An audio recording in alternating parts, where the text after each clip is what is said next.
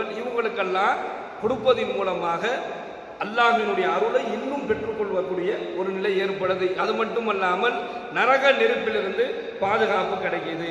நீங்கள் உங்களுக்கு எதை விரும்புகிறீங்களோ அதையே உங்களுடைய சகோதரருக்கு விரும்புங்க. நாம் ஒரு முசாஃபிருக்கு தானே கொடுக்குறோம் என்பதாக என்ன செய்யக்கூடாது. ரொம்ப மட்டமான ஒரு பொருளாக இருக்கலாம், அல்லது உணவாக இருக்கலாம், அல்லது ஆடையாக இருக்கலாம், எதுவாக வேணாலும் இருக்கலாம். அதை என்ன செய்யக்கூடாது. அவங்க முசாஃபிர் தானே, ஏழை தானே என்பதாக எண்ணி ரொம்ப மட்டமான நிலையில் அவர்களுக்கு எதையும் செய்யக்கூடாது. நாம் என்ன விரும்புகிறோமோ, நம்ம குடும்பத்துக்கு என்ன விரும்புகிறோமோ, நம்ம பிள்ளைகளுக்கு எதை விரும்புகிறோமோ அது போன்ற நிலையில் கொடுக்கக்கூடியவர்களுக்கும் கொடுக்கணும். அப்படி அவர் விரும்பாத வரை அவர் உண்மையான இறை நம்பிக்கையார ஆக மாட்டார் என்கின்ற ஹதீஸை நம்ம பார்க்கிறோம். அதே போன்று பெருமானார் ஸல்லல்லாஹு அலைஹி வஸல்லம் அவர்கள் கூறுகின்றார்கள், இறை நம்பிக்கை என்பது கூடும் குறையும்.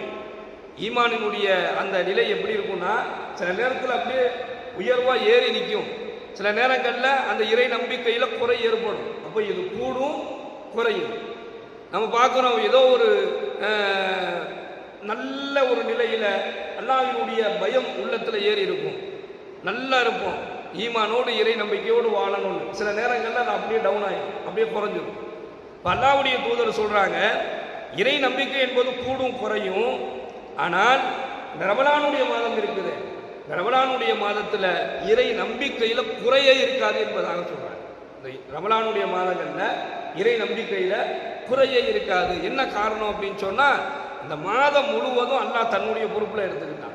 இதில் கிடைக்கக்கூடிய நிமிடங்கள், இதில் கிடைக்கக்கூடிய நாட்கள், இதில் கிடைக்கக்கூடிய நேரங்கள், இதில் நாம் பயன்படுத்தக்கூடிய அந்த வாரங்கள், இந்த மாதம் முழுவதுமே அல்லாஹ் தன்னுடைய பொறுப்பில் வச்சிருக்கிறதுனால இறை நம்பிக்கை கூடக்கூடிய ஒரு மாதமாக இந்த ரமலானுடைய மாதம் இருக்கின்றது.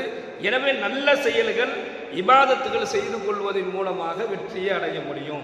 வலா யஸீது ஃபில் உமரி இல்லல் பிர்ரு வலா யருத்துல் கதர இல்ல துஆஇ.